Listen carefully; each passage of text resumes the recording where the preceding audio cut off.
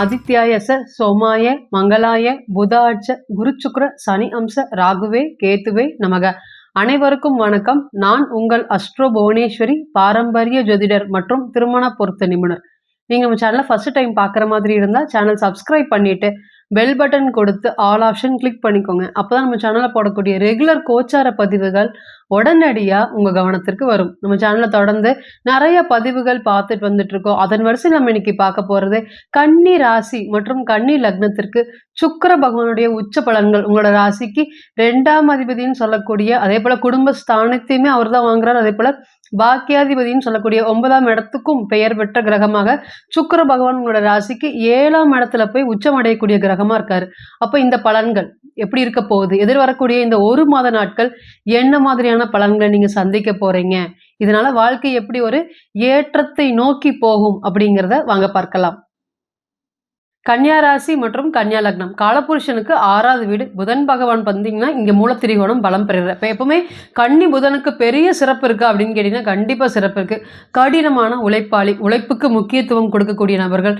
உழைச்சே நான் ஓட தேஞ்சிட்டேன் அப்படின்னா கண்டிப்பாக அங்கே கன்னியா ராசி இருக்கும். கன்னியை பொறுத்தவரையும் பார்த்திங்கன்னா குடும்பம் முக்கியமாக, ஒரு பொருளாதாரம் முக்கியமாக, இல்லை வேலை முக்கியமாக, நான் சம்பளம் கொடுக்காமையே பார்த்திங்கன்னா வேலை செய்வாங்க இவங்க. அந்த அளவுக்கு ஒரு விஸ்வாசி அப்படின்னு ஒரு இடத்துல ஒருத்தங்க பேர் வாங்கினாங்கன்னா கண்டிப்பாக கன்னியா ராசியா இருக்கும். அதே போல பெண்கள் இந்த ராசியில பிறக்கும் பட்சத்துல நிச்சயமா அதிகப்படியான அறிவு அவங்களுக்கு அதிகமாகவே இருக்கும்.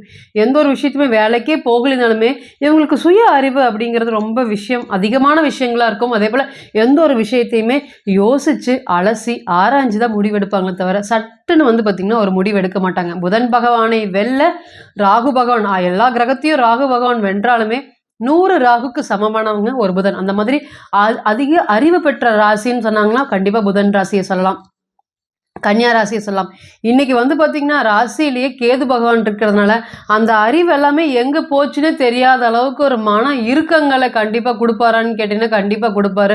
அதுவுமே பார்த்தீங்கன்னா கடந்த காலத்தில் சனி பகவான் உங்களோட ராசிக்கு 5ஆம் அதிபதியும் சரி 6ஆம் அதிபதியும் சரி 5லே உட்கார்ந்துருக்கும் போது நிச்சயமாக தொழில் சார்ந்த விஷயத்தில் நிறைய இறக்கங்களை கொடுத்துருக்காரு. குடும்பத்தில் படாத பாடு கஷ்டத்தை ஏற்படுத்தியிருப்பாரான்னு கேட்டிங்கன்னா கண்டிப்பாக ஏற்படுத்தியிருப்பார். ஏன்னா குருங்கிற சுப கிரகம் அஷ்டமஸ்தானத்துக்கு போகும்போது நிச்சயமா பெருத்த 2 அடி வாழ்க்கையில் உங்களுக்கு பொருளாதாரம் சார்ந்த விஷயங்களும் சரி, அதே போல தொழில் சம்பந்தப்பட்ட விஷயங்களும் சரி, ஏதாவது ஒன்று அடிச்சா கூட என்னால் தாங்கிக்க முடியும். 2 பக்கம் 2. ஏன்னா ராசிக்கு 2ஆம் இடத்துல கேது இருந்தாரு, ராசிக்கு அஷ்டமஸ்தானத்துல குரு ராகு, இவ்வளவுதான் அவமானம் இல்லை அப்படின்னு சொல்ற அளவுக்கு கன்னியா ராசி பார்த்தீங்கன்னா கஷ்டப்பட்டிருப்பீங்களான்னு கேட்டீங்கன்னா கஷ்டப்பட்டிருப்பீங்க. எந்த அளவுக்கு ஒரு உயர்வான இடத்துல இருந்தீங்களோ இந்த 2.5 வருட காலமாகவே பைசாக்கு பிரயோஜனம் இல்லாதவங்க, துளியும் பார்த்திங்கன்னா அவங்க மேலே ஒரு பெரிய ஈடுபாடு, ஒரு ஆர்வம் எதுவுமே இல்லாதவங்க எல்லாருமே பார்த்திங்கன்னா உங்களுக்கு ஒரு துளியும் உதவி செய்யவே மாட்டாங்க. இருந்தாலும் உங்களை போன போக்கில் தான் அவமானப்படுத்திட்டு போயிடுவாங்களான்னு கேட்டிங்கன்னா கண்டிப்பாக அவமானப்படுத்திட்டு போயிருப்பாங்க. இடம் தேடி அவமானம் வந்திருக்குமான்னு கேட்டிங்கன்னா கண்டிப்பாக இடம் தேடி அவமானம் வந்திருக்கும். அந்த அவமானத்துக்கும் உங்களுக்கும் துளியும் சம்மந்தம் இருக்குமான்னு கேட்டிங்கன்னா சம்மந்தமே இருக்காது.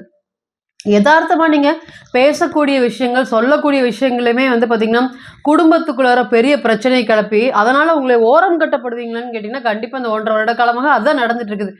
குடும்பத்துலேருந்து தனிச்சிருக்கிறதா இப்போ உங்களுடைய ஜாதகத்துக்கு உங்களோட ராசிக்கு போயிட்டுருக்கான்னு கேட்டிங்கன்னா கண்டிப்பாக போயிட்டுருக்கு.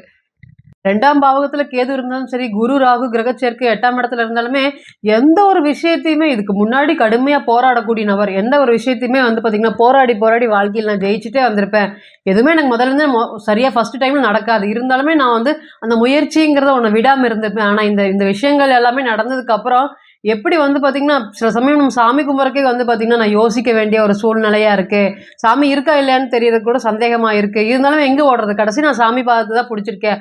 அந்த மாதிரி ஒரு மன இறுக்கங்கள் அதிகமாக இருக்கான்னு கேட்டிங்கன்னா கன்னியா ராசிக்கு இப்போ போயிட்டுருக்கு. இப்போவும் பார்த்திங்கன்னா ராசியிலே பார்த்திங்கன்னா நிறைய கேது பகவான் இருக்கிறனால ஆன்மீகம் சம்மந்தப்பட்ட எண்ணங்களும் சிந்தனைகளும் தொடர்ந்து ஓடிட்டே இருக்குது.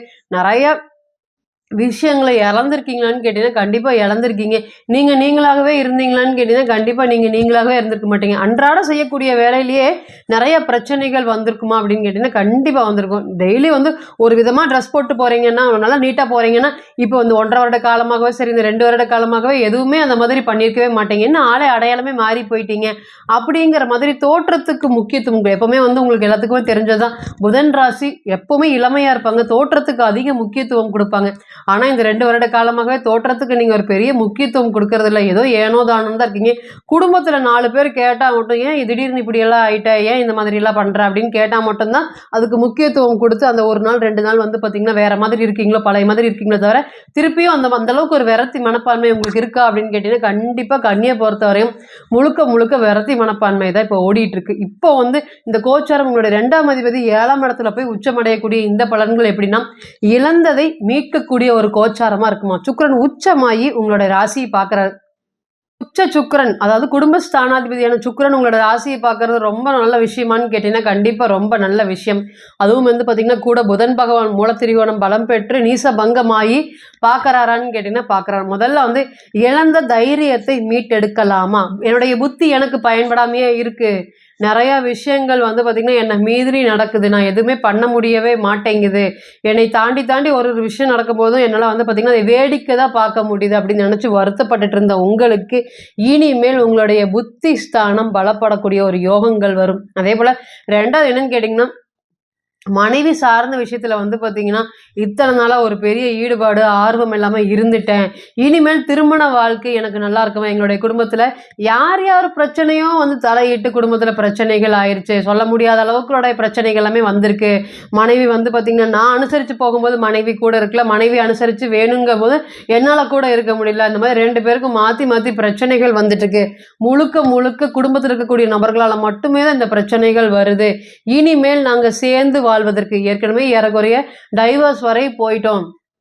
நாங்க சேர்ந்து வாழ்றதுக்கு வாய்ப்பு இருக்கா? ஒரு யோகம் இருக்கா? அப்படின்னு கேட்டீங்கன்னா, இந்த நேரம் ஏன் அவ்வளோ ஸ்ட்ராங்கா சொல்றேன்னா, உங்களுடைய ராசியாதிபதி மற்றும் 7ஆம் இடத்திலேயே குடும்ப ஸ்தானாதிபதியான சுக்கிரன் சேர்ந்து இணைஞ்சிருக்கிறதுனால, பிரிந்த கணவன், மனைவி சேருவதற்கு இது ஒரு நல்ல நேரமாக இருக்குமா? அப்படின்னு கேட்டீங்கன்னா, கண்டிப்பா இருக்கும். பெரியோர்கள் சம்மதத்தோடு, பெரியோர்கள் சேர்ந்து பேசும் பட்சத்துல, நிச்சயமா பிரிந்த கணவன், மனைவி ஒற்றுமை மேம்படும். அதேபோல நெறைய விஷயங்கள் வந்து பார்த்தீங்கன்னா, கடந்த காலம் எல்லாமே உங்கள மீறி கைமீறி நடந்திருக்கு. பொருளாதாரம் சம்மந்தப்பட்ட உயர்வுனாலேயே, பிரச்சனையினாலேயே 2 பேரும் பிரிஞ்சிருப்பீங்களான்னு கேட்டீங்கன்னா, கண்டிப்பா பிரிஞ்சிருப்பீங்க. ஆனா இனிமேல் அந்த மாதிரியெல்லாம் பிரச்சனைகள் வருமா அப்படின்னு கேட்டீங்கன்னா, வராது. ராசிநாதன் ராசியை பார்க்கிறார்.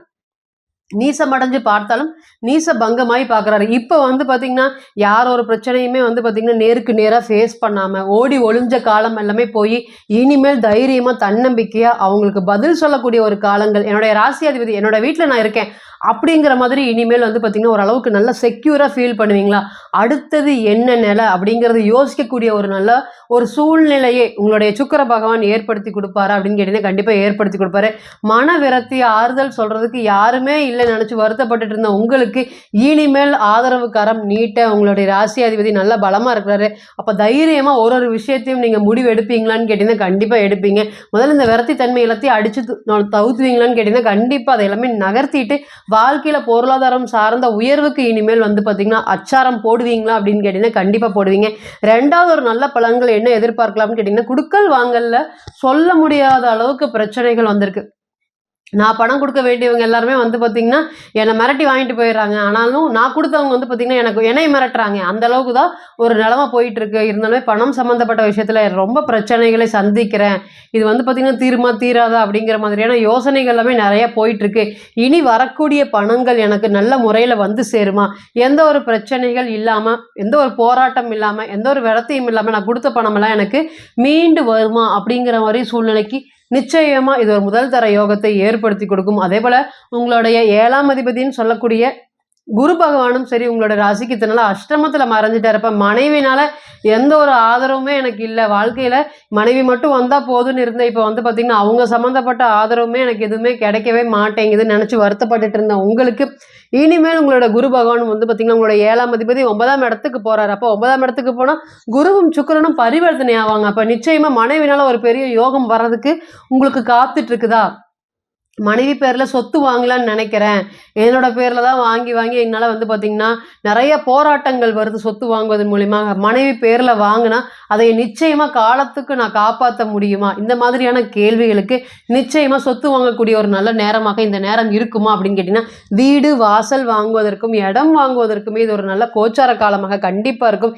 இத்தனை நாளா வியாபாரத்துல இருக்கக்கூடிய மந்தத்தன்மை எல்லாமே இனிமேல் விலகி, சுமூகமான பொருளாதார உயர்வுகள் ஏற்படும். அந்த உயர்வுக்கு உண்டான படி ஒரு படி வாழ்க்கையில் எனக்கு வந்து ஒரு பெரிய வெற்றியை ஏற்படுத்தி கொடுக்குமா, நான் இதில் இந்த நேரத்தில் ஒரு முயற்சி பண்ணுறேன், சக்ஸஸை ஏற்படுத்தி கொடுக்குமான்னு கேட்டிங்கன்னா கண்டிப்பாக உங்களுடைய விடாமுயற்சி, நீங்கள் என்ன எஃபர்ட் போடுறீங்களோ அதுக்கு உண்டான பலன்கள் வரக்கூடிய காலங்கள் அனைத்து பயிற்சிகளுமே இந்த ராசியை பொறுத்தவரை ஒரு நல்ல ஒரு யோகமான நேரத்தில் தான் இருக்கிறீங்க. இருந்தாலும் கேது பகவான் இருக்கிறனால அப்பப்போ விரதி தன்மையை மட்டும் கொடுப்பாரே தவிர ஒருபோதும் உங்களை கைவிடுவாரான்னு கேட்டிங்கன்னா கைவிடவே மாட்டார்.